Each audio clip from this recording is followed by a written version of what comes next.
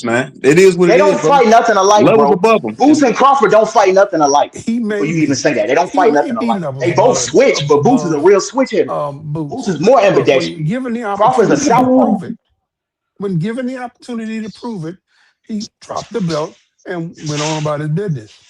Exactly. He didn't want that smoke. That's all that needs You to be know, said right there. it was in the pudding. And High risk, low given the reward. You heard the opportunity, man. High risk, low reward. He know if you Can supposed I to be say the something? Boots got baddest a high man in the whole potential damn Can I'm kid. gonna I ask country, say you one more something? time, brother. I'm gonna ask you one more time. In 36 fights, give me 5 BA level opponents that Boots has faced in 36 fights, my nigga. 36 You fights. said 3. You said 3. None, I but didn't that's say only 3. because Ooh. I'll the give guys you. that you Let me consider let me A give it to level you. avoided him. see, All That's right, it. hold on. I'll give it We're to gonna you. play this. We're gonna play this, and then we'll come back to the conversation because we need to Go cool down. ahead. I feel like he's a hater. Okay, gotcha. If I'm gonna be a Yeah, this is the 1000%, real report show. It's all good. That's what we do. you Okay, know, yes, I sir. think, Yes, sir. Yes. I think he's a hater. Mm. You know, I didn't support him in the Olympic trials. I didn't been in the locker room at his fights, you know, supporting him. So why would I need to hate on him? Got you. You know, like I said, I want to see him win. I want to see him go as far as he can. I feel like, you know, Boots, a whole motion is built off of Terrence Crawford. He should thank me, to be honest, you know, because if there was no Terrence Crawford at this pinnacle, who would they be talking about? Who would they be comparing him with? I feel like he's a hater. Okay, If I'm gonna be a 1000%, Yeah, this is the real report show. It's all good. That's what we do. Okay, yes, sir. Yes, sir. Yes. I think he's a hater. All right. So obviously Yeah, I 100. he thinks that he's a hater. I'm not sure what in the hell y'all have going on. But let's talk about it. So you obviously think that he's clout chasing, right? Truth Zone, you said that Boots is clout chasing off of Terrence Crawford's name. How? Can you explain how you came to that? Whose name who has it? He's been mentioning Bud's name for the past 4 years. When he was fighting on the PBC Man, you card. are so When he was full of fighting for And when he's PBC. asked about him, he yo, don't He do it you been unprovoked. calling out Crawford Bud, been man. talking about him so Clout unprovoked. chasing. you so full of shit. All Clout he's chasing is asking calling out. for Hey, is can this I have the floor, y'all? mandatory to step Yes, up Go ahead. yes. and Hold on, fight him. Mr. Lynch. I'm sorry, Mr. Lynch. You know I don't disrespect my elders, but this young man has the floor. Let him get his point across, please. Thank you. All right, go So ahead. to debunk what he said, clout chasing someone is calling out someone unprovoked. Booth don't do that. Booth only mentions Crawford when they ask him about it. Dude, he don't.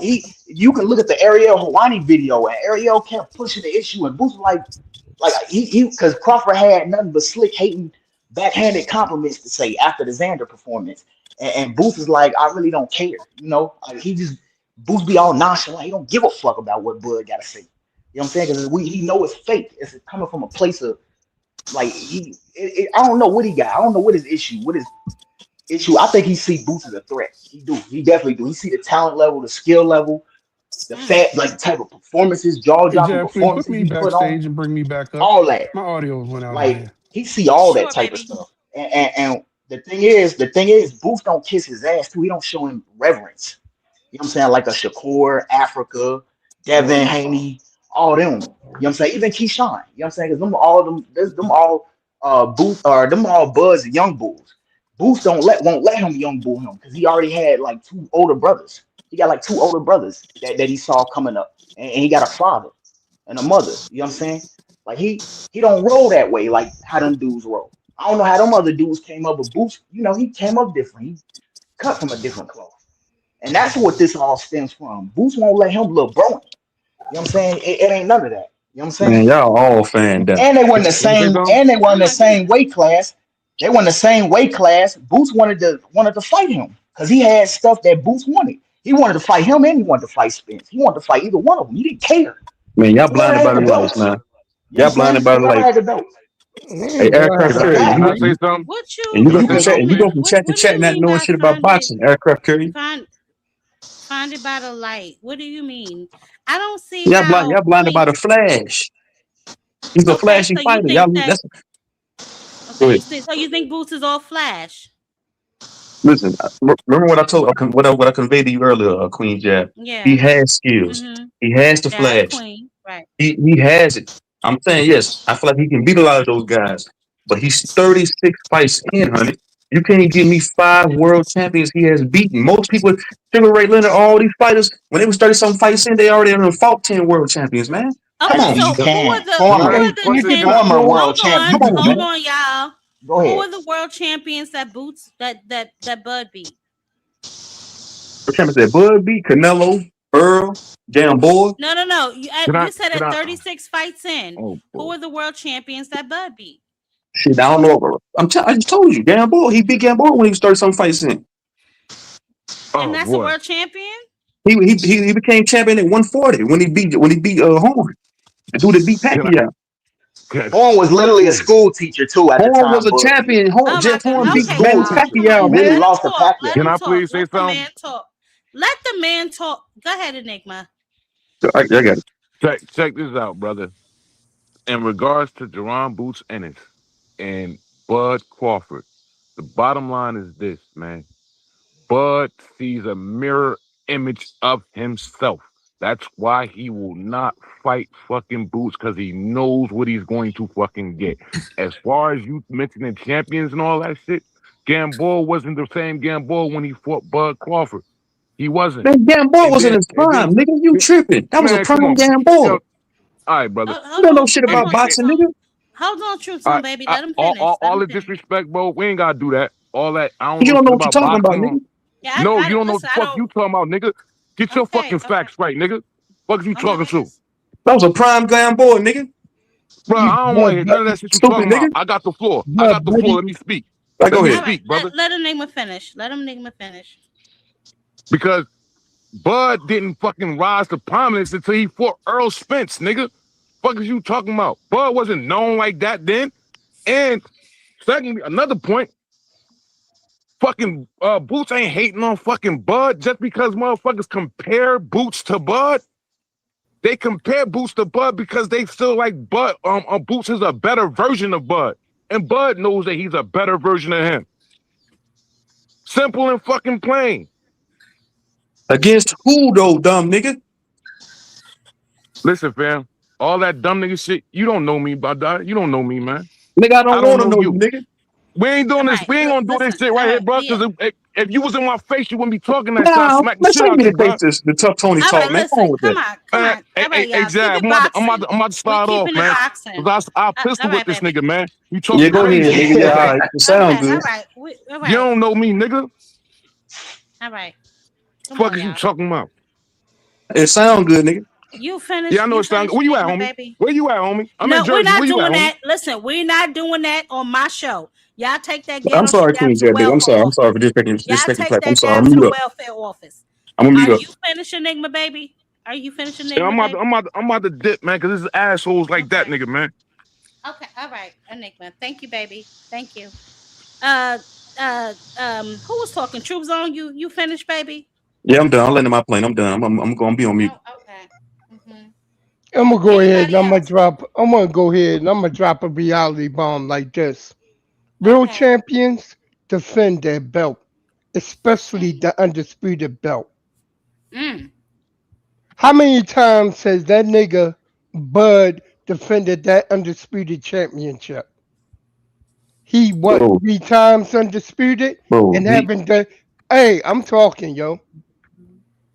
3 times he has been undisputed champion and haven't defended that belt not once.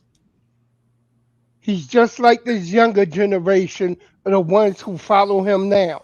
They go from one division to the next division every time they win a belt, don't defend against the mandatory, and only put it on the line when there's another belt to be had. That's not how you do. That's not how boxing's supposed to go. You're supposed to get an opportunity to the next one in line, defend against your mandatories, and if you become disputed, at least defend that shit 1 time. But haven't done that not 1 time. Not one title defense of his undisputed championship. Not one. That's bro, hold on. completely shameful. But wait. Earl Spence. Who has Hold up. I'm Boots? still. Who has Boots Hold defended on. Hold a on. Hold on. unified Hold on, championship against? Hold on. Ty, baby, let him finish. We respect our elders on this show. If they got gray on the rooftop in the snow, baby, we let them go. Okay. We respect our elders on this show. Now, Mr. Lynch, you got to wrap it up, okay? Because he wants All to right, That respond. wasn't I'm even gonna Okay. wrap. respond, I'm by gonna the way, wrap it Jay. up. I'm gonna wrap it up with Okay. this. Thank you, baby. Earl, Thank you. he sat back. Earl Spence, even after a car accident, went on and captured one more championship against you guys. And he wasn't the same Earl that fought Kell Brook. He wasn't the same Earl that fought all those wars before then. So when he got in the ring against Bud, he wasn't the same Earl Spence that he challenged years ago. He had changed and he was flawed. Just like Canelo Alvarez was flawed, what he got? Bad hip, bad shoulder? Yeah, he fight flawed fighters. He catch them at the right time.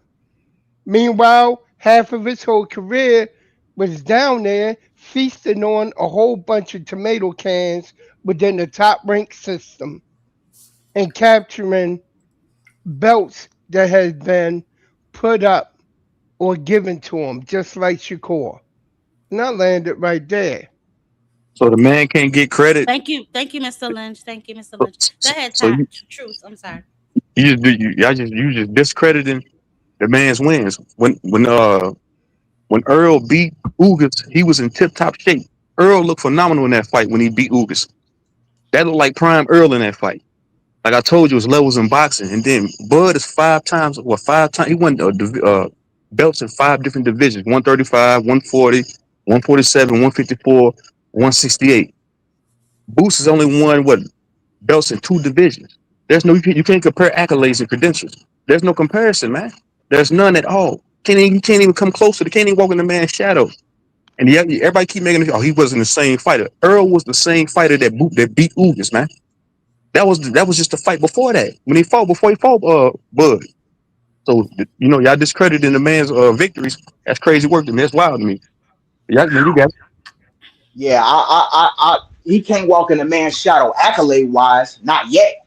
But skill wise in that ring, he every bit as good as that nigga. Every bit. Every All bit right, from stop the tip to top. presses. Hold on. Stop the presses because we got a super chat. It's crazy to Okay, me go these ahead. Bud fans believe soon to be 39-year-old inactive retired coming out of surgery, body breaking up, beats a prime Boost Ennis. Shout out to Leonard Sterling for the super chat. Go ahead. Y'all got it.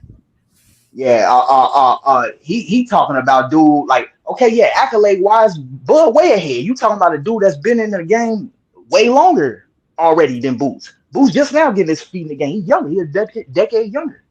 But in that ring, it's a different story, and that's why Bud didn't want that. He didn't want that. He know what he see. His eyes work just like the rest of us. A lot of people don't got an eye for that. You know what I'm saying? The eye for talent. It's people that was talking this way about Crawford. Damn. People, the way people talking about Boots right now, they was talking about Crawford like that back then. Who did he fight? And they still are because look how like when he did get the ball, when the ball was in his court, look how he acted. Look how he acted. You know what I'm Fighting saying? words He with he Bang fought a was lot of popping. dudes. Oh, what's up, Ben? Go ahead, baby. He on the oh, okay. I thought he was up on the panel. I'm Oh not no, even no. looking I was at the just saying phone. what's up. I was just saying what's up to Bang. Yeah, that's my guy, man. I'll be listening to him. Yeah, I'll be Bang listening my to him. But boo. What's up, like baby? when Bud got the rock and the ball was in his court, he started treating all the dudes after him just like that. He didn't pay no homage. He didn't defend Undisputed not once. Defend Undisputed not once. And I know why he did defend Undisputed against Boots. I know why. He saw that dude as a threat. He saw that dude as a threat. His eyes work. He know that ain't no easy work. He a different specimen compared to what he used to facing. Like, Bud So don't what want no you're smoke saying, with no Ty? young dudes. So what you're saying, Ty, basically is that he ducked out on the opportunity to face Jaron Boots Ennis when he was champion at 147. He gave up the IBF belts and moved up to fight Madrimov instead of facing a young, hungry lion. Is that what you're saying? Yeah, I mean, reason why I call it a duck is because you did go up there to go face Majimov instead. Now, had he went straight into the Canelo fight, I wouldn't have said it was a duck. But you went up there to go fight Majimov. Jamal, my Troop nigga. Zone. Only 11 All right, fights. stop the presses. We got $5 with some flames, some Troop Zone. I appreciate y'all. Y'all make sure y'all smash my like button. Y'all make sure y'all are supporting the channel so we can continue to grow. Y'all know I do my interviews, I drop my videos, I do my lives. Make sure you subscribe to my channel as well to make sure you are tuned in with the Jab Queen Army, baby, because we bring you everything. Continue. Yeah. You went up to go face Jamal, who had only 11 fights, professional fights. Now I get the experience in the amateurs and all that, but Jamal ain't no damn Boots. He knew that. Jamal is nowhere near as good as Boots, and yet he dropped the belt just to go up there and face Jamal. And then people say, "Oh, Bud spared Boots." No, he didn't. So all of a sudden he's Good Samaritan and he care about sparing dudes. When has Bud ever cared about sparing dudes? No, he see Boots. He know Boots is a threat. He know that dude is a problem. People talk like he gonna steamroll over Boots. No, that's not gonna happen. And he knew that then. It's not gonna happen. It's not gonna happen now. Stop the presses. We got another super chat. David Lynch in the super chat. We're under attack from the Bud Buddies. 5,000. Mr. Lynch, stop it. Go ahead, Ty, baby. He knew that dude was a problem back then. He still know he a problem now. The only thing he can do, because he can't come out of retirement and get in there and whoop Boots. Not right now at this stage, nigga. You retired. I don't care how much you in the gym. It's different when you active. You just had shoulder surgery. You damn near 2 years away from being 40 years old. Boots is in the middle of his prime. You just now exiting the game. You done been in the game far longer at this stage. You already got skin in the game. You know what I'm saying? Boots is just now building his way on up. Ain't no way. This is like that Muhammad Ali situation where he came back out of retirement to fight Larry Holmes, and Larry Holmes beat the life out of his ass or whatever. You're not gonna come out of retirement, and no disrespect to Ali, but that's what that is. Like if you try to come out of retirement and you already up there in age, and you go up against a young lion that's in the middle of his prime or at his apex, that's not a smart move. That's not a smart. The only thing Bud can do is hope somebody whoop his ass. See, I keep You can't come hearing out in of the chat. retirement and do it yourself. I keep hearing in the chat. Not at this stage. Listen, man, I'm not a Bud fan like that. Hold on, Truth. No, Hold you on, got no. Truth, baby. One second, baby. I'm sorry. Ishmael with the $5. Cal Brook after having both orbits shattered. Porter podcast 18 months. Benavidez gunshot injury. Errol broken ribs 18-month layoff. No training. Okay, y'all get back to it. And I was gonna say, I'm not like a big old man. I'm not a fan of men. I'm not a fanboy. None of that bullshit. I'm a fan of boxing. I love the sweet signs. That's what's up. So I can point out the positives and negatives on my favorite fighter or the fighters I don't like. So I gave Boots his flowers. So yeah, he's skillful. I can point out the negatives about Bud. Yes, he didn't look good against Mandramov. He got dropped against a Mean Machine in that fight. I think it was a silver. He got dropped. I can point out the negatives. See, but these dudes talking about Boots, they can't point out the flaws that he has. It's all positives. That let me know that you're a fan. You're a fanboy. That's what let me know that because you're not gonna point out the negatives Who about you this guy. talking about? You ain't talking about So me. you're saying Ty? I can also do hold that. on, Ty. No, you can't. Basically, what he's Yes, I saying. can. Hold on. So what Truth is saying basically is that you're not being objective. He's basically saying that you don't see anything wrong with Jaron Boots and it's that he's just perfect. He walk on water. We don't do that over here. You know, we point out the positive and the negative of each fighter. But Ty, I have to say this. You are right? Because the one thing that I really didn't like that Bud said was that if Virgil hit Boots the same way that Xander did in round 3, it would have been a situation. But you know, if he would have hit him, it would have been a situation. But just like you pointed out, what if Jaron hit you the same way Mean Machine did, or the same way that Gamboa did? You know what I'm saying? What would happen? So we do have to look at both sides of the spectrum when we're talking about these fighters. But hold on, y'all. Let's take a breather. No Cap on the panel. What's popping? No Cap. All this hate is popping. Oh my goodness, You know what's going on? Well, okay, baby, talk to me. It's just, it's just this. See, what the real issue is? This nigga Bud, he didn't start shining to the end of his career. He doing all these interviews, he getting all this attention, he getting all this acclaim, but the show is over, and people don't want the show to end. But it's like y'all should have been doing this shit 10 years ago. You know what I'm saying? Bud should have signed to Al Heyman. He would have been on all these shows and shit 10 years ago, doing pay-per-view numbers 10 years ago, getting all the shine 10 years ago, getting all this attention 10 years ago. But it's over, nigga. It's Boots time now. I think he's got to close the curtain on that shit. You know what I'm saying? The show's going on, nigga. We moved on to season 2, nigga. We got a new Black Panther in this bitch. Oh my goodness. You know what I'm saying? It's like, dog, it's over. Straight up. These niggas gotta, like, people don't want to let shit go. They don't, because they came to the party late. They came to the party late. Nigga been watching Bud. None of these niggas knew who Bud was. Now niggas want to hop on the train and shit with this Bud shit. It's like, nigga, that Bud shit over with, my nigga. We was on Bud a minute ago, nigga. When y'all was talking about fucking Chocolatito and shit, we was on Bud, nigga. You know, they was trying to pump Chocolatito and all these other weak ass niggas that don't matter no more.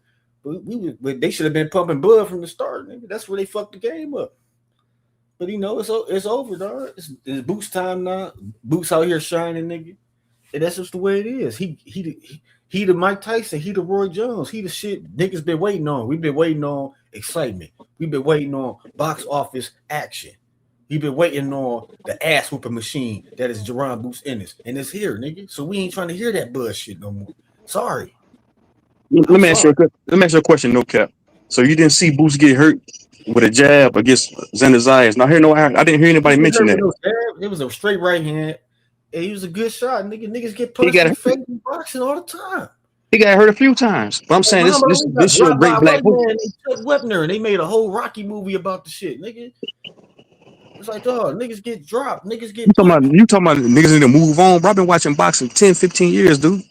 And then we're gonna go ahead. Why you thinking that punch means something? You just a man. You another man fan. What the hell is you talking about? See, that's why that nigga was on your head about the pistol whip you, nigga. You be getting out of pocket. It's like, look. Move this and move that, man. Come on, man. We got another not my Bud over here. Not my Bud. The nigga got hit with a good punch. So did Bud. And he got hurt. He was hurt. He was hurt. We seen Bud drop. Bud was hurt against Gamboa, nigga. Yes, for sure. He got hurt against Gamboa. Yes, there's no disagreement with that. For sure. See what Madrimov did to Bud Eye? What about Mean Machine? See Bud Eye after the Madrimov fight. Mean Machine dropped him. I just said that. Yeah, he dropped him. For sure. Yeah. Madrimov swole his eye. Did Boots hit the canvas? Cut it. Have Boots hit the canvas? Damaged his eye too. Boots ain't never had a damaged eye, nigga. Boots ain't never hit the canvas either. Because he been fighting against subpar competition. That's why. Well,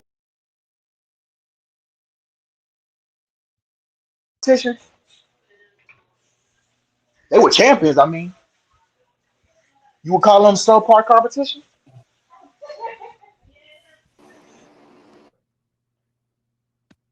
Who? A washed up Delorme? Who Boots fought a washed up Delorme? Y'all talk about washed up fighters? No, I'm not talking about Delorme. I'm talking about Stanionis and Xander. You would call them subpar competition? Stanionis was inactive too. Y'all talking about inactivity? He was inactive too, coming off the couch. Okay. He had the belt. Y'all can make excuses too. Okay, and Sean Porter was inactive. That's of a coin. Sean Porter was inactive. Errol was inactive. I agree with torn retina, broken ribs. I agree with that. Went a whole camp without sparring. Your problem is your problem is you so fanned out. You can't say, you know what? I agree with that. You fanned out. You blind about the flag. You fanned out. You can't say that. You can't say, you know what, my brother? I agree with that. You fanned out, my boy. You fanned out. You fanned out. The fact that you think due to crush Boots, that's fanned out. I just agree with you. I said, yes, he got dropped by a Mean Machine. Yes, he's been hurt. I agree with that. Do you niggas watch boxing? I'm talking about the fact. Say, do you niggas watch boxing? No, I'm just talking about the fact that you said. No, I'm talking about the fact that you said. What point are you trying to make? That's what I'm crush. Okay, hold on. Because we got some new people that we need to let speak as they are on the panel. So a shout out to Enigma, shout out to Sexy Kendra. Enigma, what's your take on it? Then we move to Sexy Kendra. I wanted to apologize though, Jab. I ain't mean to come up on your panel like that. I wanted to apologize for that. It's okay, baby. It's okay, baby. It's all right. It's all right. That's all I wanted. I ain't really want you. Oh, okay. I can't hear y'all. Are y'all talking? Go ahead, Sexy Kendra. You might need to go out and come back in, baby, because we are talking. But y'all let Kendra have the floor. It's a lady on the panel. We want to hear what she got to say. So, Sexy Kendra, can you hear us? Okay, so Sexy Kendra, you got to go out and come in. I'm going to remove you, baby, and then I want you to come back in, okay? Because you couldn't hear us. So I'm going to remove you, but come back because I couldn't hear anything you were saying. So I removed you. Just come right back, and I'll let you back on, okay? Shout out to Jab, Lee Jackson, $10 in the super chat. I had to drop a dime on that one on that one cap last comment. Okay. All right. hey, Go Jab, I'm ahead, gonna baby. drop Y'all. off. It's been real. So, Bob panel, Okay, it was Ty. fun debating with y'all, man. I gotta. All right, baby. Okay, thanks. All right, No problem. No problem. Come back anytime. All right. Next time I see you, I'll rent you up. Thanks for all right, popping out. No no cap, baby. problem. I guess it's back on you. No cap. I guess it's back on you. Or Enigma is back on you. But Truth Zone. Listen. Right. Let's put everything in proper perspective. We're gonna go through Bud's entire resume. Let me pull it up. We're gonna go through his entire resume, and then you tell me, right? Because apparently you think that for whatever reason, right, that he would just demolish Jaron Boots Ennis. Tell me why you feel like that. What have you seen from him that gives you that he'll beat the hell out of Boots? Like it's no competition, because that's the way you sound, right? And if I'm wrong, tell me that I'm wrong. I got no problem with You that. kind of If wrong. You I'm kind of wrong. I'm saying okay, I'm not, okay. I'm not saying I'm not saying Boost is a complete bum. I told you he has the skills. Okay. He has the flash. He has all the tangible things that can make that he can possibly be a Hall of Famer one day. I'm saying, but there's levels in this shit. I'm saying when I look at Bud fight and I watch Boost fights, I see more holes in Boost games than I see Buzz. That's my honest opinion. That's not even me being a fan of nobody. That's just me saying like, okay, I can see he No. has more. He has more than the other guy. What holes do you see in Boost game? Okay. Come on, man. Now I got to break it down to you. I'm just asking, what holes you see in this game? His defense is horrible, horrible, horrible. He You ain't gets got a caught. box. He gets caught with a lot of shit, man. He shouldn't be getting caught with. He do not. That nigga barely gets hit. Man, come on, man. You see this nigga head turn and think he getting hit, but he He rolling. got caught with a clean He shot by rolling with Lipinets. Go watch that Lipinets fight. Lipinets caught him with an overhand left, clean. He's rolling off the punch when he's turning. But no, Lipinets caught him with an overhand left. Go watch that fight. Did you watch that fight with Boost and Lipinets? Yeah. No, you didn't. Yes, I did.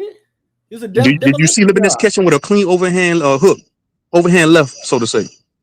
He got hit with like a couple times, but Okay. everybody get hit in this fight. Nobody goes to fight without getting touched at all, nigga. That nigga steamrolled lipping this, bro. Okay. And what happened at the end of the fight? Like y'all want a nigga to be How did everybody Boots can't win get the hit. fight? That's like saying, remember when Emmanuel Augustus was hitting Floyd Mayweather, even though Floyd Mayweather knocked him out, dog? It's like that shit is crazy, nigga. You know what I'm saying? Yeah, this.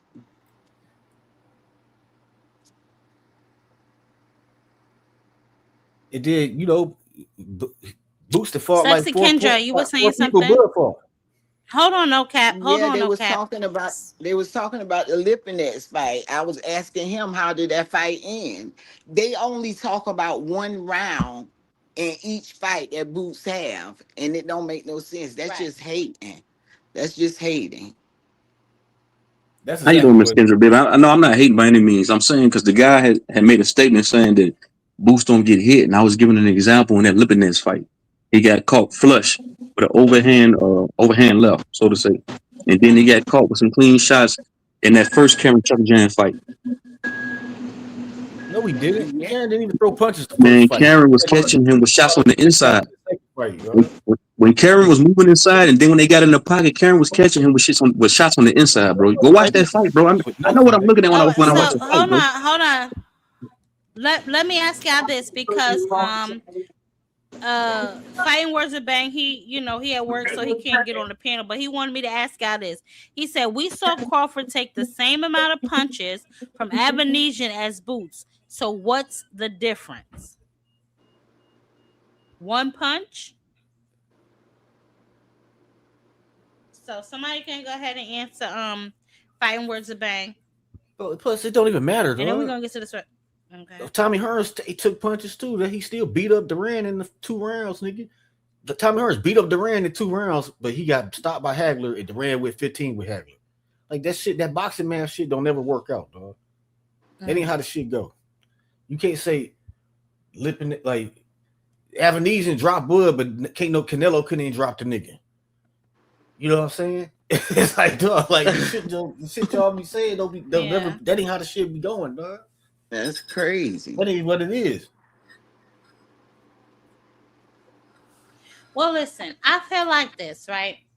And Sexy Kendra, you can chime in, but I feel like I said, the resume may not be all of that, but you could tell that the skills are definitely there. You, Troop Zone, you think that it wouldn't even be close. I don't feel that way. I feel like it'd be a lot closer than a lot of niggas think, especially with Jaron Boots Ennis having youth on his side. He's a switch hitter as well. You know what I'm saying? He switches in the middle of rounds sometimes to get his opponents up out of there. He's fast. He's sharp. You know what I'm saying? Does he need to work on his defense? I will be honest, yes. But I'm not going to say that would be a detriment in a fight with Crawford, because is Crawford still fast enough, swift enough to hit him? And even if he does, is he strong enough to make an impact? You have a stronger, orthodox, athletic fighter in front of you. I don't really see it as a cakewalk. Me either. I mean, Yo, Bud is too old to fight Boots. That's why he retired, bro. Like, people is crazy. If Bud could beat, You talking about age, bro. Pacquiao, 40 something year old Pacquiao beat Keith Thurman. Nobody elite. Who he beat that's elite? I'm saying Pacquiao, 40-year-old Pacquiao dropped a prime Keith Thurman with faster feet. When Keith Thurman was pulling back in a straight line, and Thurman was never said, an elite fighter, bro. You said Thurman's was never an elite fighter. Man, going on me. Never a Hall of Fame or all-time great type of fighter, bro. He was never that type of guy. He was never a Boots Ennis type of talent, bro. This nigga got knocked out by Collazo, nigga, with a fucking body shot. You know what I'm saying? The last time T. Thurman looked like a great fighter was against Leonard Bundu or some shit, dog. I'm saying you made a statement about age. You made a statement about age, though, man. I'm saying I'm making a comparison. Like, look how Spence beat up Leonard Bundu. Look how Thurman did against Leonard Bundu. It's like that's like Boots going 12 with Lipinets and some shit. You're not beating that nigga ass. Like, that's what Keith Thurman is. He a type of nigga, he'll beat a nigga that's weak, but he ain't gonna destroy him like he's supposed to.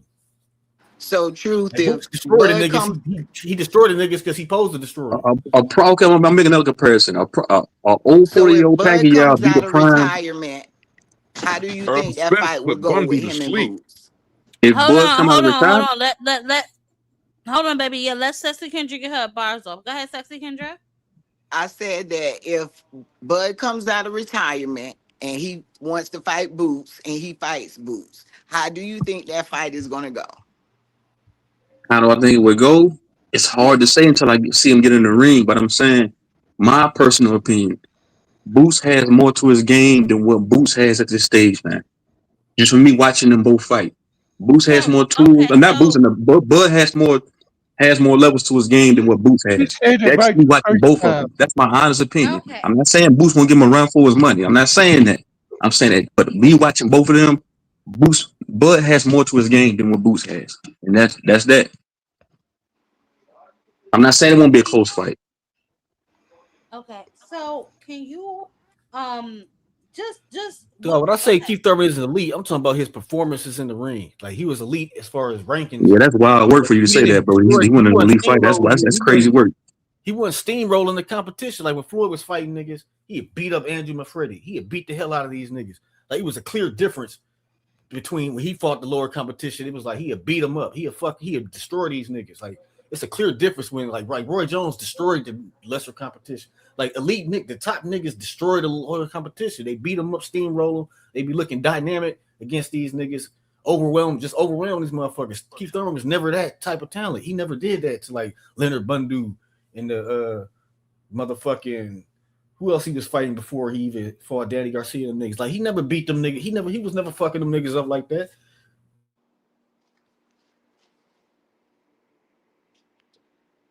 I don't know. I just feel like Boots is a little more aggressive.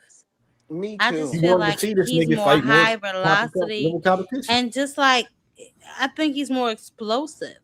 You know what I'm saying? And that's just me just watching. You know what I'm saying? I just feel like he's more Yeah. explosive. He Who's it? switches, you know what I'm saying? He's good at transition, orthodox, southpaw. You know what I'm saying? Like he's good at alternating angles. You know what I'm saying? So I don't really know. I'm not gonna say that, he makes easy work of him in no regard. You know what I'm saying? Like you said, a run for his money, and I'm not even sure who would win. But the truth of the matter is this, he had an opportunity. Whether you want to agree to it or not, the facts are the facts. If you Google it, he had the opportunity for the IBF belt at 147 to fight him to really show us who's boss. But he said, what would he get out of fighting a Jaron Boots Ennis? You know what I'm saying? There was no belt online. There was nothing online. But really, at the time, Bud hadn't really done much. You know what I'm saying? He beat EJ, and that was like the biggest win in his career. A lot of people can argue with me, but then I would urge you to go watch the parade that he threw for beating EJ, which he had never thrown a parade like that ever. You know what I'm saying? So obviously that was a big, significant win for him, a big name on his resume. It just appears to me as if, that's not just a risk that he wants to take at this stage in his career. And I get it. I'm not knocking him for it. And he ain't even been retired for that long of a time, because when you were active, you didn't fight him.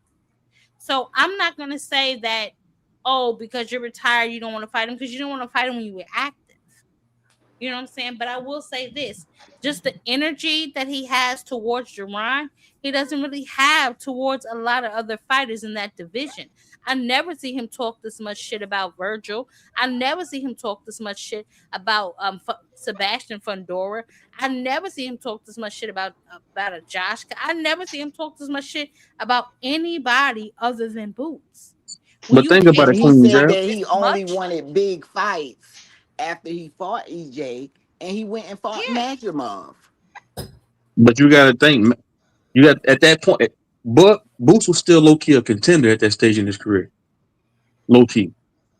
What was it? 5 years ago? Before he won, it was after he won the IBF championship at welterweight or before? It could be low key, he but won the belt because Crawford gave it to him. Nigga. He was the mandatory. So he was an email champion.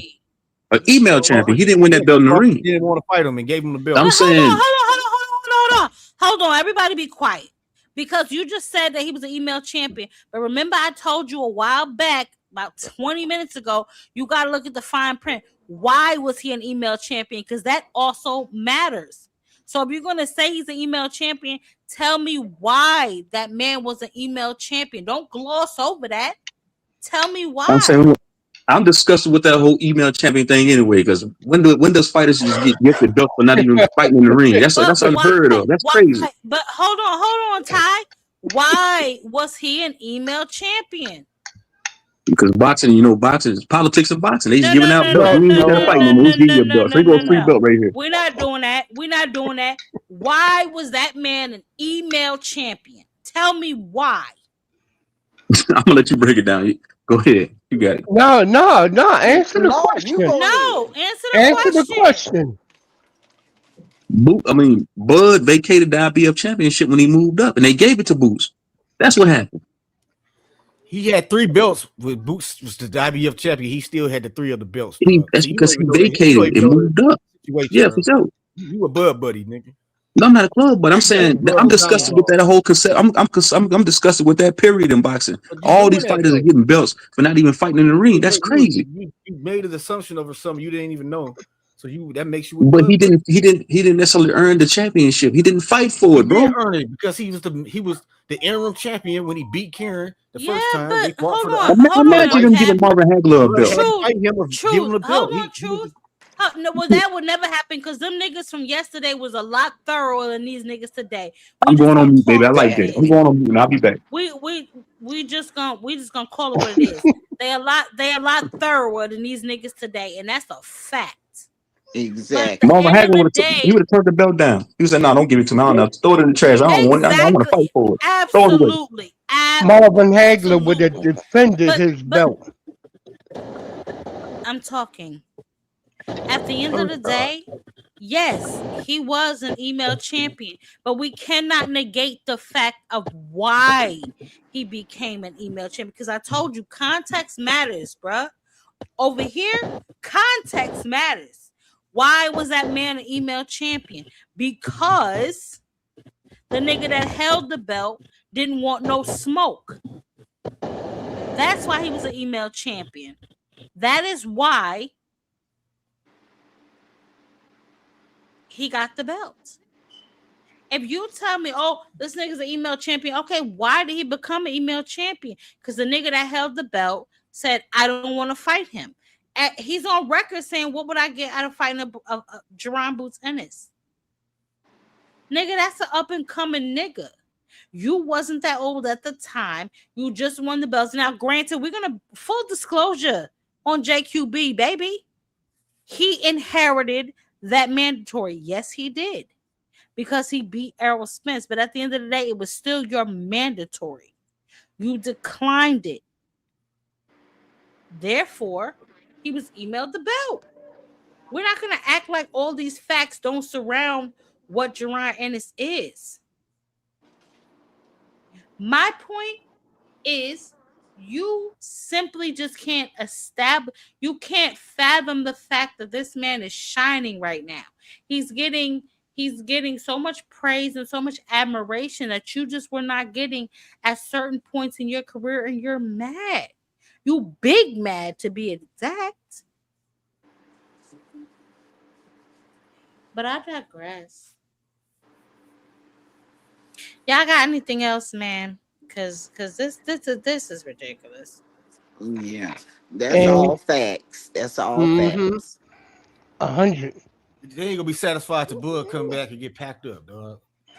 Keep on talking Exactly. about Okay. Yeah, it sound good. Like let's just go, Bud. Bud go get talked into coming back and get packed up. Then niggas gonna be here crying and shit. Man, y'all caught up, like I said earlier, y'all caught up in the flash, man. The dude 36 fights ain't fought a B-level fighter or A-level fighter, bro. Come on, man. What are we talking about here? Maybe somebody like who? I'm talking about Boots. Okay, who could he fight to prove himself to you? What you mean, who could he fight? There's plenty of options on the table. Okay, who, nigga? Devin Haney. He could have fought Brian Norman. Please. Oh my God. Pick this nigga up, dog. No, yeah. Man, you a Boots fan, man. Man, bro. All right, Brian Norman. Who the fuck is Brian Norman? They was both champions in the same division. Bro, they was both champions in the same division, bro. What are you Brian talking Norman about? turned down a fight with Boots for $1.8 million. They were both champions in the same division, dude. Brian Norman turned down a fight with Boots for $1.8 million. Boots moved up. Y'all talking about ducking. Boots moved up to 154. He could have unified at 147 with Brian Norman. He was already unified. anyway, baby. He couldn't make the weight no more. Come on, man. All right. Brian Norman turned down the fight for $1.8 million. He tried to fight him before Stanionis. Boots moved up right up to 154. He ain't stayed 146. He got the hell out of 147. Because you don't know what you're talking about. Went to 154 and fought Lima Beans. Come on, man. All right. Make it make sense, man. Come on. All right. Needed 2 tune-up fights. He told Turkey, I need 2 tune-up fights. Man, what they do at that? You just became champion. Come on, man. Go straight across the smoke. That's not to true. go fight He told Turkey verbatim, I need 2 tune-up fights. Turkey said, no. Come back when you want to get in the ring and fight and face a dog. But he wasn't fighting under Turkey. He's not with Turkey. Y'all guys say he needed 2 tune-up fights. Oh, that nigga 2-time unified. Nobody else did that. 2 tune-up fights, right? On the Turkey card, right? Before he fought on the Turkey card. Come on, man. Make it make sense. When did Boots fight on a Turkey card? Dumbass nigga. They offered him a fight on a Turkey card. He said, no, I need 2 tune-up fights. Coming off of Boots wants to fight in his own city. He headlines his own card. There was no Terrence Crawford at this pinnacle. Who would they be talking about? Who would they be comparing him with? Mm-hmm. You know, I remember when he was a couple of fights in and people were saying, hey, man, it's this little kid. When he was an amateur, you know, in the Olympic trials, they was like, man, this dude fight like you, bud. This dude fight like you. When he was pro, this dude remind me of you, bud. You know, so I just feel like, you know, I'm going to let him have his era and wish him the best. But how somebody like y'all don't even get cool? Like eventually, if he looking like a little you, and you like, oh, I feel like he's a hater. Okay, if I'm gonna be a 1,000%, it's the Real Report show. It's all good. That's what we do. Yeah, Yes, sir. Yes, sir. Yes. I think he's a hater. You know, like a lot of people say, "Oh man, Bud always hating." Like, what I had to hate on him for? Right. You know, I didn't support him in the Olympic trials. I didn't been in the locker room at his fights, you know, supporting him. So why would I need to hate on him? Got you. You know, like I said, I want to see him win. I want to see him go far as he can. But I think people do the same thing with Boots as they did with Spence. Right. You know, and it's our people, it's the urban community that does it. Oh, Boots this, Boots knock you out, Boots. And then, you know, the people that, you know, support me, they, man, Bud of this, Bud of that. Then some fighters find themselves getting caught up in that, you know, and then they ask about it. Oh man, he easy work. I ain't easy working, no man. You know what I mean? No. That's just, you know, disrespectful. You know, like you just head over the hype. Right. You know, and I don't look at no fighter as easy work. That's a professional on that level. I don't care who you is. Right. Like I gotta prepare for you. You know, to a certain extent that, you know, you could possibly threaten to beat me, or you wouldn't be in this position. So for him to sound easy work is just like, man, you disrespectful, boy. Yeah, tripping out. Says the hater. Says the hater. And so here's the thing, right? Like, I feel like that. I told y'all that I felt like that was disrespectful, but in a broader perspective, for you to be knowing that people say this all this time and people are saying, oh, he could beat you, this, that, and the third, why wouldn't you give him the shot unless you felt he could beat you? You know what I'm saying? Like that nigga sounded scared to me. I get it, right? I get it. Like, why are you trying to be friends with this nigga? Why you support this nigga in the amateurs? Why you trying to be in this nigga locker room? Why not? Why not? No, Cap. No, Cap. There's plenty of boxers that do that. There's plenty of boxers that take other boxers under their wing and do shit like that. So I'm not gonna shit on him for that because that's do that normal. too when he was fighting, dog. That's normal, bro. In Florida, not go hang out with amateurs in their locker room and shit when he was the champion. Yes, he did. Yes, he did. He was kissing Shakur ass. Yes, he was. It was plenty of them. Yes, it was, bro. You tripping. It's a lot of fighters who supported other fighters like 17, coming nigga, up. That's different. Yo, that nigga wasn't trying to be friends with Spence and shit. That nigga was sparring that nigga. Like, you know what I'm saying? Okay, for real. Yeah, yo. Every word that came out of Bud's mouth was a goddamn lie. The reason why, No, I don't believe that, Mr. Lamont. because look, this is what it is. He want Boots to be his little mini me and kiss his ass and follow behind him, paying homage and bending over to him and whatnot and bowing his head. Boots already got brothers. He don't need motherfucking Bud. And he ain't hating on Bud. Bud is just insecure because he know that he cannot defeat Boots. Plain and simple. I see everybody duck my question, though. He know that he left a lot on the table whenever he retired. And that True was that. Boots. How come everybody duck my question, though? Boots needed 2 tune-up fights. When did Earl Spence need a tune-up That's a fight? damn lie. No, all the facts, man. No, that's on record. I'm about to ask you a question. Can I land my plane, though? Who Can I land? said? All right, go ahead. Look at me. Hold on. Quiet. Y'all be quiet. Let Truth Zone get his shit off. Go ahead, Truth. Okay, I was gonna say, when did Errol Spence needed a 2 tune-up fights? Errol Spence came off the couch and fought Danny Garcia for the WBC strap. When did Bud Crawford need 2 tune-up fights coming off of a championship win? Boots came off of a championship win at 147. Well, a unified championship win versus Stanionis, and he's talking about he needs 2 tune-up fights. Where they do that at, man? This is on record. This is on record. They gave him an offer. He said, "No, I need 2 tune-up fights before I do that." Where they do that at? That's a Okay, so damn what lie. was the 2 Came out tune-ups of he took? Boots' He needed 2 tune-ups. Name the 2 tune-ups. You said what? Name Can what you was the 2 pull up? tune-ups he Can took? you pull up No, I'm something where saying he Boots said he said needed that? 2 tune-up No, but did fights. he take 2 tune? What was the 2 tune-ups? Bro, listen to me, bro. I'm trying to give you some clarity. Listen to me. He said You're not hearing me though. I'm saying just like when Boots Floyd, when Floyd moved up to welterweight, he fought Samba Mitchell. Then he fought Zab Judah. He didn't just Boots move up said to he fight needed Zab. 2 tune-up fights before he fought on a turkey card. He said that this is on record, bro, out of Turkey's If he mouth. needed 2 tune-ups, why he ain't Why take would 2 Turkey lie? tune-ups? That nigga fought lima beans and he Turkey fought said Zab. this. Boots That nigga got didn't 2 ever belts. say this. So where the 2 tune-ups at, dog? Man, you be man, this nigga, dog.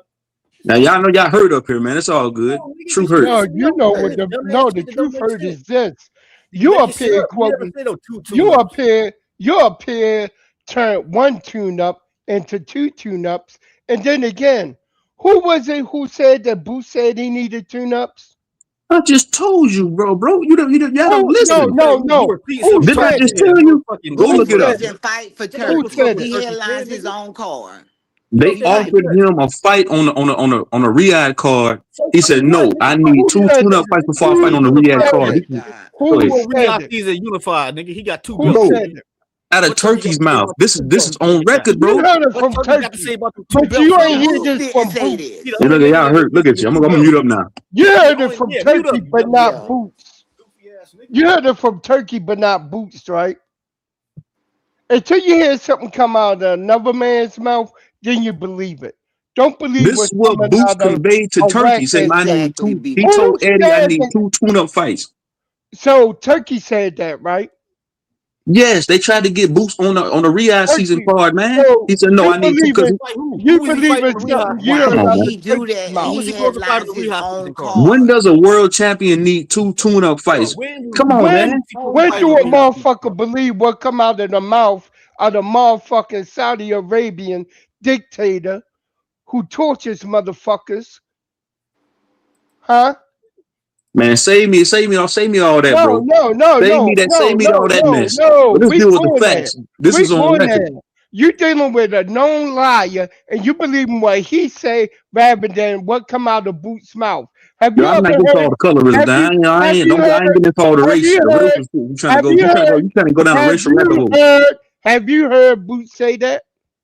It's on record, Jack. No, He it's needed not on 2 record. tune-up fights. No, is That it was the on word on the record? streets for Boots months. Is never it the said word on the that. street? But is it come out of Boots' mouth? Man, it was Have you you fanned seen? out. I Have understand. you You seen fanned out, Boots? old man. But Have I get you it. seen No, it Boots sounds say like this that out you of his fanned mouth? out over Bud. That's what this sound like. No, I'm not. Yeah, I'm not a you Bud is. fan like that. No, I'm not. You're a bud buddy. Yes, you really You're are. a I'm buttercup. just calling out the facts. I'm just stating facts.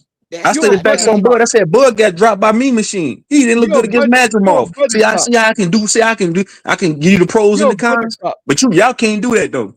Because You're a buttercup. if you was genuine, y'all being disingenuous. If you was You genuine, you would being go do due disingenuous. diligence and look it Cause up. you Like, okay, telling yeah, me, you're right. cause But you you're not gonna telling do me, that up here. you telling me a lie that came out Do your of due the diligence and go look into motherfucking it. But you're not gonna do that though. You and Saudi your feelings. Arabian dictator's mouth. Facts That's over what you feelings, Jack. telling me.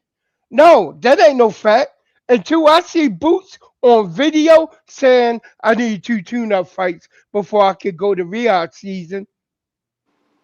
I never seen Boots say that shit. Have you? These dope, bro. He Have did say it. you? He said I'm a little he Have slow told because Turkey you? I remember he Boots needed Have 2 saying that tune-up you? fights. he didn't say Have that. you? He didn't. Go look it up.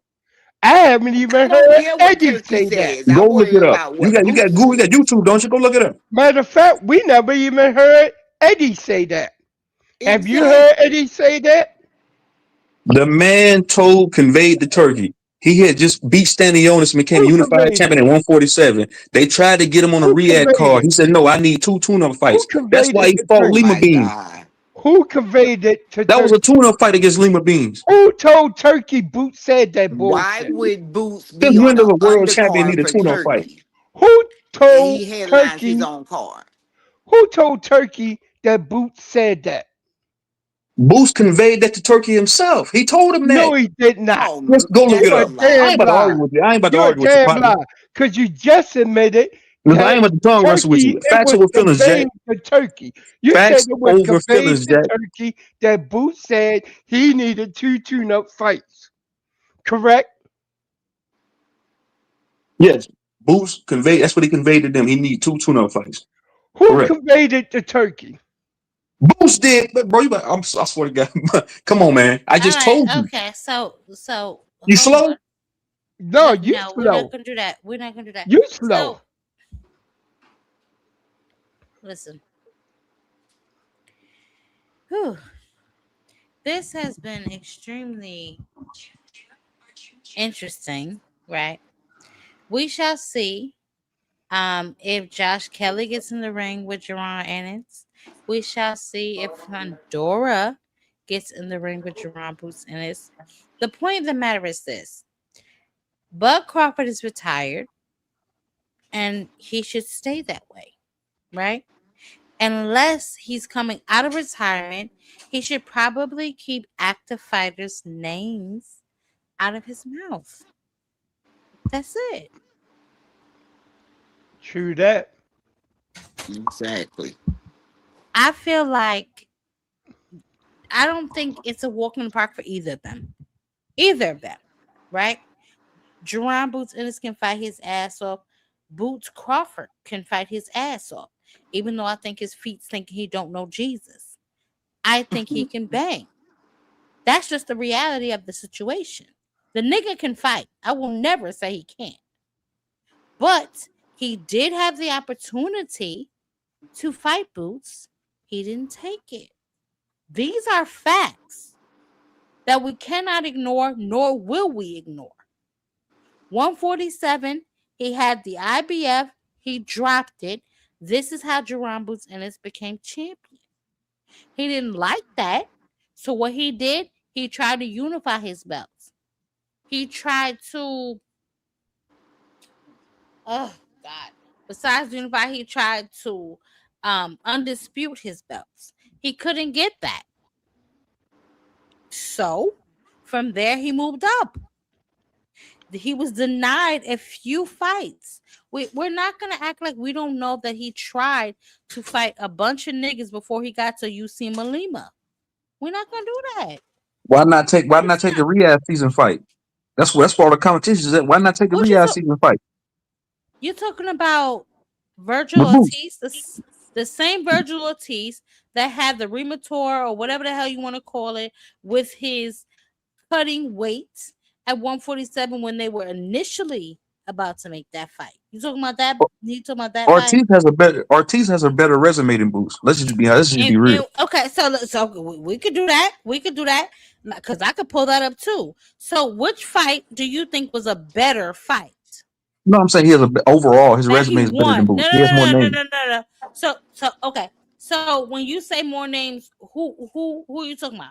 You talking about a washed Erickson up Lubin. Erickson Lubin? Erickson That Lubin. washed up nigga? No, You talking about the same Erickson not Lubin? watched up. No. He's washed. You talking about the Erickson Lubin that Jamal, whichever one of them niggas knocked the fuck out? You talking about him? You talking about So the you're not same gonna call out the Erickson washed up Lubin? niggas that Boots Hold fought? What about the on, washed up niggas that Boots fought? hold on. We're not listen. You biased. We're not doing that, baby. No, I'm not.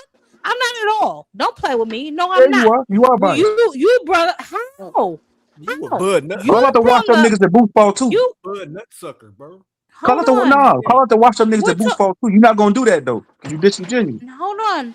We're walking through each of them, baby. We haven't gotten there yet. We're gonna get there. Patience is a virtue. But you mentioned Virgil. You said he fought more niggas and better niggas than Boots. So we're just gonna comb through his resume real quick. We can get to Boots. I got no problem with that. I don't duck smoke. I Never even clear been a it. champion, man. Why are we entertaining this shit? Because we are. We're not doing that. Because we are. He wants to talk about it, so we're gonna talk about it. We can dismantle that in a second. That ain't nothing, no cap. You know that. But he brought up the fact that we're not talking about Boots' resume, and we're gonna get there. But he mentioned Virgil, so let's start there. You said Erickson Lubin, the same Erickson Lubin that got knocked the fuck out by Jamel. That's the Erickson Lubin you're talking about. The same Erickson Lubin that got his face beat the fuck in by Fundora. Is that the motherfucking Erickson Lubin you talking about? And then for Virgil, is that the Erickson Lubin you talking about? I just need a yes or no, because I want to make sure I'm talking about the same Erickson Lubin you talking about. I feel like Erickson Lewis is better than a lot of fighters on Boots' resume in comparison. Baby, I just need a yes or no. You said what? Say one more time. Is I didn't catch it. that the same Erickson Lubin you talking about? Yes, but that doesn't mean yes. Okay. That's true. All right. Okay. I'm just right now. We just say yes or no, baby. We're gonna get Yes. there. Okay. But yes Okay. or no. Okay. So yes. Yes. Cool. Yes. Perfect. So that's the one that you spatted out. So that's where we'll go. He fought Madrimov. Yes, he did. He beat Madrimov in a better fashion, might I add, than Bud Crawford. Yes. Madrimov said he had the cooties child. That nigga said he had the COVID. Whatever he said he had. But I'd also like to point out the fact that Madrimov only won that belt a fight before he fought Bud. Right? But Madrimov did good in the Olympics. He's a good amateur pedigree. Madrimov. That's cute. That's cute. But in the pros, he won that one fight before he fought Bud Crawford. Is that right or wrong? That's correct. But Madrimov. Okay. I just want to make sure we're on the same page. But can I say this one thing? Sure. Absolutely. We can use Madrimov. Madrimov is better than about 80% of the guys on Boots' record. Boots box record. Those are facts. Better than 80% of Boots. 80% of the dudes on Boots records. Those are facts. That's the truth. That's the truth. Okay. So we're gonna circle back to that, baby, when we get to Boots. But right now we on Virgil because that's who you said is about that action. So he struggled with Madrimov, right? But he did beat him. He beat him better than Bud did. Yes, he did. Right. What happened in his next fight? Was that Boachuk? Was that Chuck? I'm confused. Was that Boachuk? Yeah, Boachuk. Yeah. Okay. How many times he got knocked down in that fight? I think it was like, I feel like Boachuk beat Warrior Ortiz. That's my honest opinion. Cool. So at least I know you honest. At least I know that because I was damn sure about to say that Virgil Ortiz versus I'll keep it a book. I'll keep it funky with you, baby. I ain't got a sugarcoat. I'll keep it funky with you. Like I said, I'm not overly biased. I can like, okay, I can agree with that. Yes, that's true. I'm not gonna sit up here and overly just be a fan out over these guys. I love boxing. So at least we have that in common. We can start from that premise. But I do know that at least two judges they gave it to Virgil, even though it was a knockdown drag out, right? That he suffered with Boachuk. Now, how long has Virgil? Because my memory escapes me. How long has that nigga been a pretend champ? I'm sorry, an interim champ. How long has he been an interim champ? Who, Virgil Ortiz? Yeah, that nigga Virgil. A long time. He hasn't captured a strap at any division yet. No. Why is that? Because he's being carefully moved by a Golden Boy. Oh, he's been carefully moved. So when I said that they put him in the Golden Boy prison so he wouldn't have to fight Jaron Boots Ennis, you would have what to say about that? I have no disagreements with that. Okay. But yet this is the nigga that you say has a better resume. And what chance do you give him? Okay, cool. And that's fine. I'm not gonna argue with you, baby. My question is, what chance do you give him at beating Jaron Boots Ennis? Since you are on record, because you just said it, that he had a light touch all through his career under Golden Boy, what chance do you give him at beating Jaron Boots Ennis? You want my honest opinion, Queen Jab? I'll have to give it. Jab Queen, and yes. My honest opinion, 50-50 fight. It's too close to call. I won't be able to call it. I swear I wouldn't. That's a fight that I'm like, man, I don't know who wins that fight.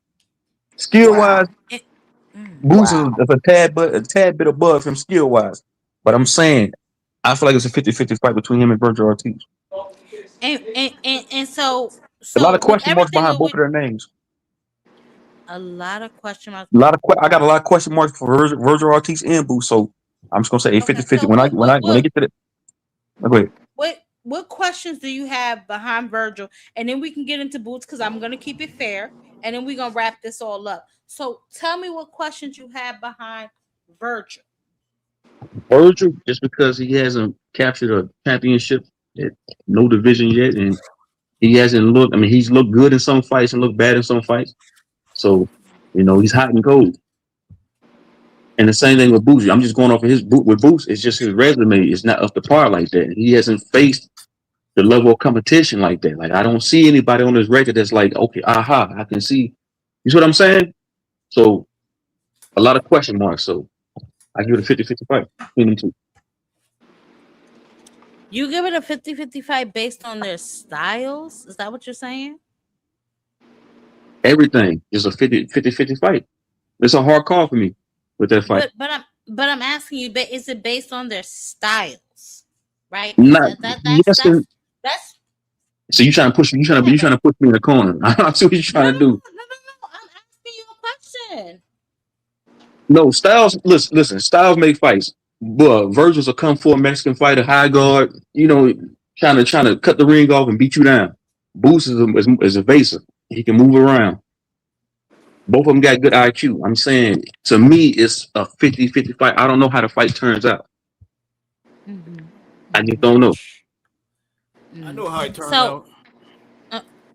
Okay. Go ahead, baby. Go ahead. That's a guaranteed ass whooping. I Oh put my any amount goodness. of money on it. You know what I'm saying? I know exactly how that shit gonna turn out, and Virgil do too. Oh my goodness. Okay. That's the easy one right there. We on to the next, but this the same shit they said ain't about Boots. They said about Bud. We done seen this movie 1,000 times. You know what I'm saying? We done seen this shit 1,000 times. These motherfuckers just love to keep rehashing the same episodes, nigga. These niggas love watching reruns. That's all I got to say, man. Shit crazy.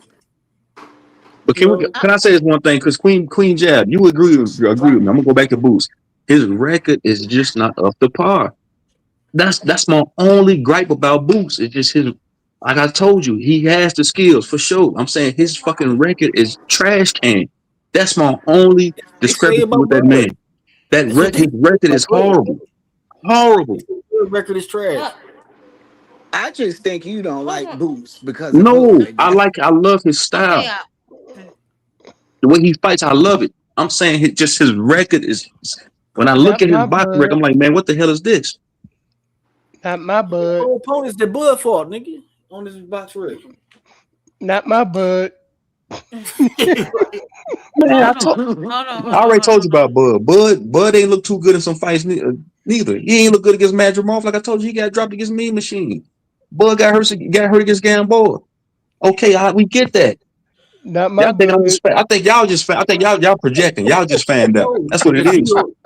Y'all projecting like a motherfucker up here. Y'all fanned out up here. Bud got a You great just resume, but downplaying his Boots. resume is That's what just that is. You All almost right. the same. So hold on, because this conversation was between me and Tsyzu. So let me finish the conversation.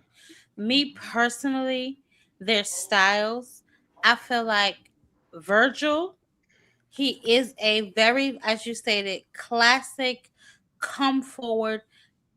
I'm not trying to be racist. Mexican style, right? Pressure fighter. He basically will excel at maybe cutting the ring off. You know what I'm saying? Basically closing the distance and trapping the opponents. But we have to look at the opponents that he was able to trap because that matters. You know what I'm saying? Erickson Lubin, he's a shot ass nigga. No disrespect. No disrespect whatsoever, because in his prime, he was one of them ones. But after Jamal, one of them put him on his ass, knocked him the fuck out. He became a little less, a little less. You know what I'm saying? And then he got in there with Fundora, and Fundora beat the face off of him. But Virgil, he does have work rate, he does have power. You know what I'm saying? He has a really good jab, really good body punching, combinations, whatever the case may be. But Boots is a supreme athlete. You know what I'm saying? He is comfortable fighting both orthodox and southpaw. He definitely possesses like hand speed, reflexes, you know what I'm saying? A definite wide variety of unpredictable shot selections. You know what I'm saying? He relies on his predictions, his timing, his punch accuracy, things like that. So I don't think it's as close as you may think it is. And I get it, right? Because from what we've seen from Golden Boy and their careful selection of fighters versus Virgil to pump him up, boost him up, whatever you want to call it, you would think like he's a killer. But Mother G says something different, baby. I listen. I just see something entirely different, but I will not disagree with you. When we look at just the raw resume, it would read as if, Boots ain't fighting nobody. But I'll bring you back to that very same question that I had in the beginning of this conversation. He ain't fighting nobody. Why y'all niggas need all this money to fight him? Why? If he ain't fighting nobody, right? So y'all can't tell me how good he is because the nigga not fighting nobody. So y'all think he all hype. Why in the hell you need all this money just to fight him? That's a question, baby. So you can agree with the fact that his record is horrible.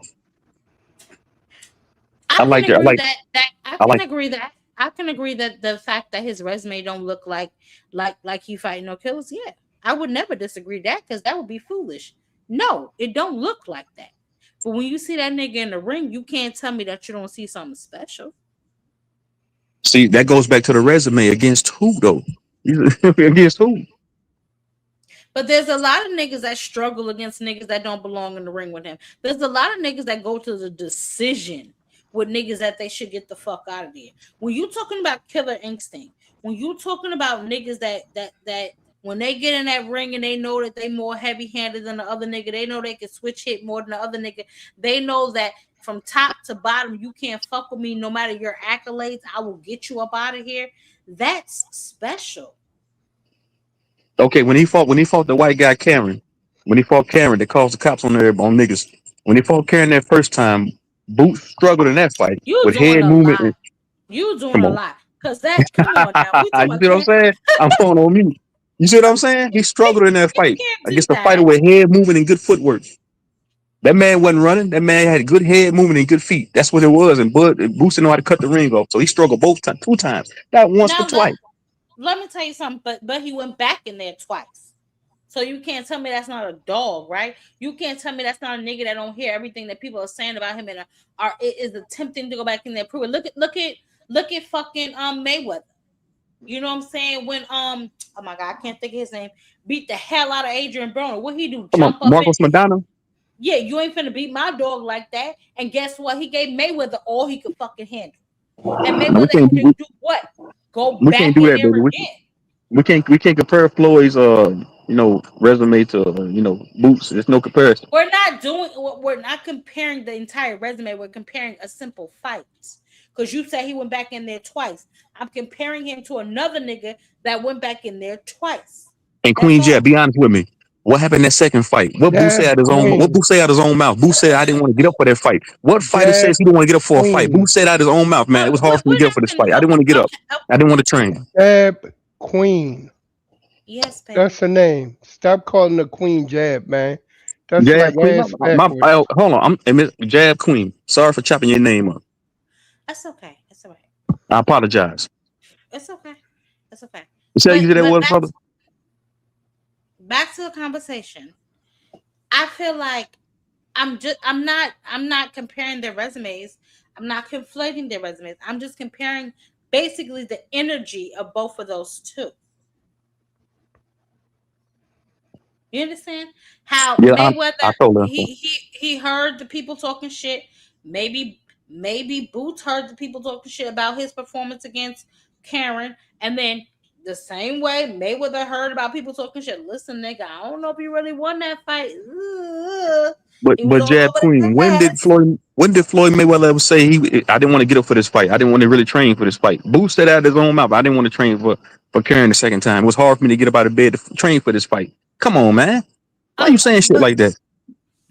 You a fighter. because okay, but it's a lot of fighters who say stupid shit. Like we're not gonna act like these niggas is rocket scientists. We're not gonna act. But what was the end result I'm of saying that if you fight? this killer Okay, with hold supreme on, skills, hold on, why is hold. it hard to train for the man? Go ahead, my bad. Listen, truth. Answer me this: who won that fight? Boots won it, but he didn't look good. Boots won, right? Correct. Okay, so that's. I mean, I get it. You can complain all you want to, but when he went in there, he did what he was supposed to do. Right? Did Earl Spence ever say, it was hard for me to train for this fight, train for this guy, hard for me to get out of bed? They never said that. No Which one? excuses. Which one? Because And, I mean, if you anyway, listen to EJ lately, he made a bunch of excuses, but you're moving the goalposts, and we're not talking about EJ. We're talking about Bud, and we're talking about Boots. are we talking about Bud? When did Bud ever say he was hard for him to get up for an opponent in the train? Bud Who never the said that. fuck Boots he did. fought that he felt like he had to get up for? Canelo. What are you talking No. about?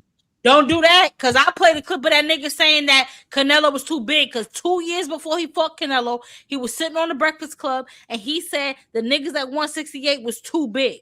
That's what Bud said. And he let fucking Bill Haney put the battery in his back to go up there and fight Canelo after Canelo had been in 97 goddamn wars since he was 19, fighting niggas like Mayweather, been tenderized fully, and then he got in there with them. We're not gonna do that, truth.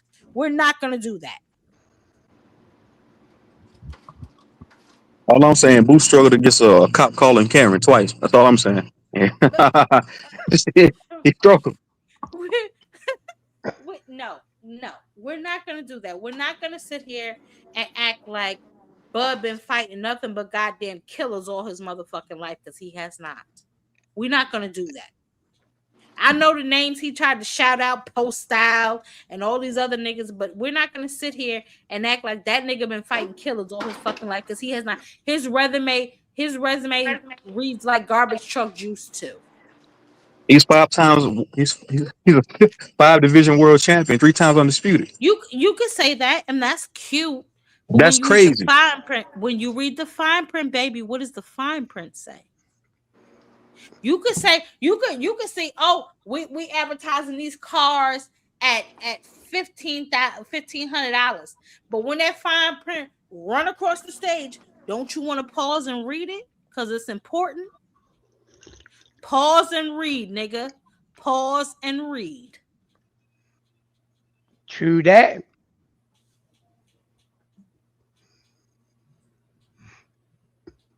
All right, Miss Jab Queen, I'm about to get up out of here, but it was nice having this conversation with you. I'm gonna get up out of here. Yeah, Salute. I'm about to roll out my damn stuff. Thank you, baby. Thank you so much for pulling up. I appreciate you. For I'll sure. see you next time. I'm gonna rent you up, baby. Love For the sure. Appreciate you. conversation. I love talking to people with other opinions. No I cap, you got love. anything before we finish this out and be more? Y'all got anything before I close this out? Better, we've been attacked by a rabbit bud buddy. A rabbit bud buddy is on the loose. Be careful. Keep your rifle, shotgun, and sidearms handy. Put it down. Mr. Lynch, you got a lot going on. Oh man, yo. Come on. You gonna man, as many lies as Turkey has told, and you say it was conveyed to Turkey. Who conveyed it to him? It was told to Turkey. It's on record. Oh, Boots told him. Since when Boots told Turkey that? Oh man, come on. Scratch a lie, find a thief. Scratch a Yeah. lie, you find a thief. Plain and simple. Yeah. You can't make it up. Can't make it up. Mm-mm. I Mm-mm. Bottom agree with you, line Laura. is, bottom line is this. Bud mad cause Boots won't pay him homage, kiss his ass. Plain and simple. Plain and simple. And it's giving me Clarissa Shields energy. Do Oh you my feel that? goodness. That's Clarissa Mm-mm. Shields energy. I'm the GOAT. Mm-mm. I'm the GOAT. Self-proclaimed GOAT. Did nobody say she was the greatest woman boxer of all time? She named herself that. Well, we know that's foolish, Mr. Lynch. Yeah, of course. Just like Shakur. All of these B-side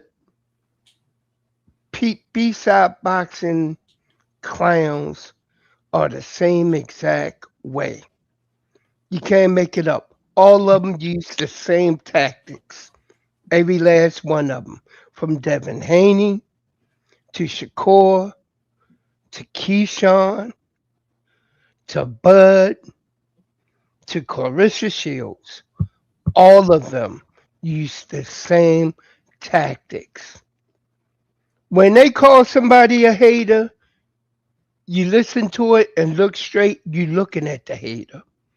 Only a hater will call somebody a hater. Keep that in mind. Granted, I'm not a boxer. You know what I mean? And I don't hate. I'm just pointing out facts. Plain and simple. You had a super chat with a guy clearly read off all the injuries of at least 10 of Bud's opponents that went in the ring with Bud, and all of them had injuries. And we supposed to act like it's not true, that Bud is just as great. It's ridiculous. The length that these people will go to defend that man against the truth. It's the same way when we talking to Devin Haney fans. Hold All on, the Mr. Devin, Lynch. Hold on. So shout out to Ishmael in the super chat. He's a simple thing that helps you through your day. Thank you, baby. I appreciate you. Continue, Mr. Lynch. the same thing when we go over Devin Haney's resume. Most of all the people he fought was older than him. He didn't Mm. fight a young lion until Brian Norman.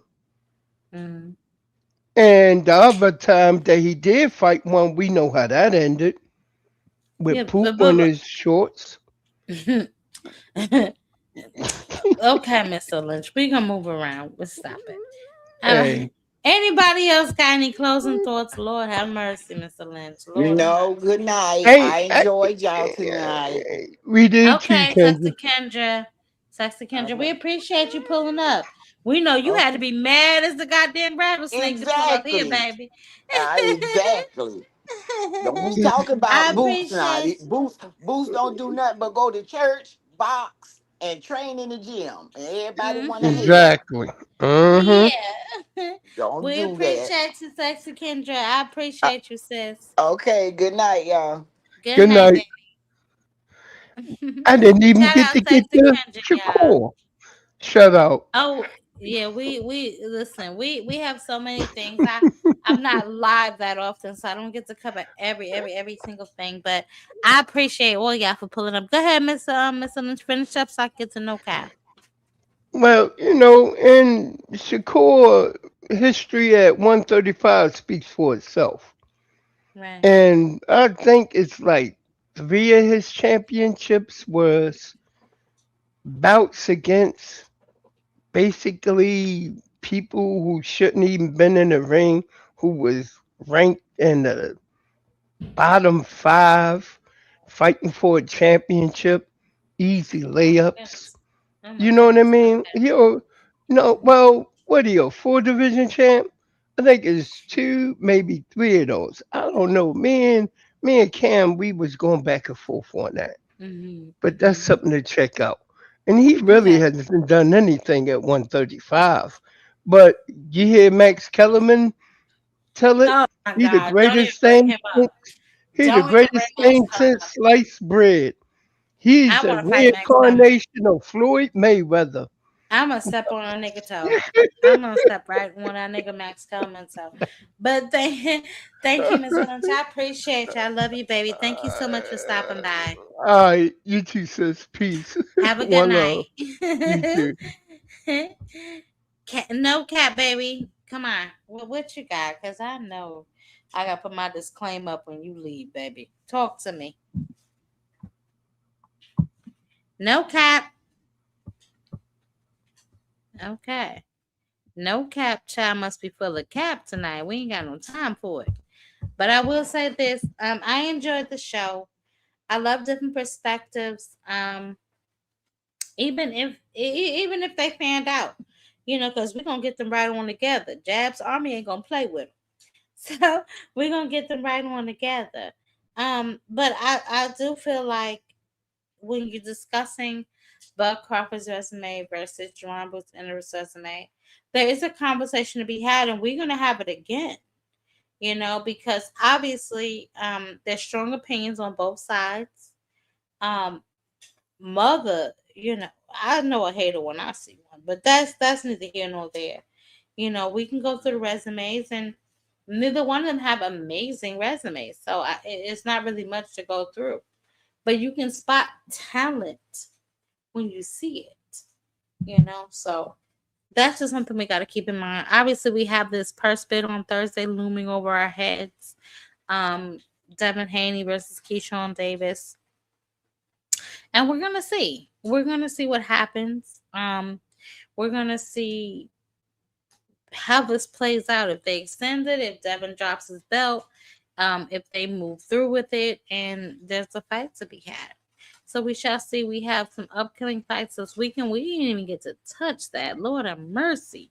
So we definitely coming back. We didn't even get to touch the upcoming fights with my Roach, Maritala versus Conceição. We didn't even get to talk about some of those fights. So we definitely will be back. I appreciate everybody who pulled up tonight, everybody who showed love in the Cash App. Listen, your support does not go unnoticed. I appreciate you. We love y'all. And Jab's army is growing. It's definitely growing. So appreciate y'all. And I'll catch y'all on the next one. But until then, baby, y'all know what to do.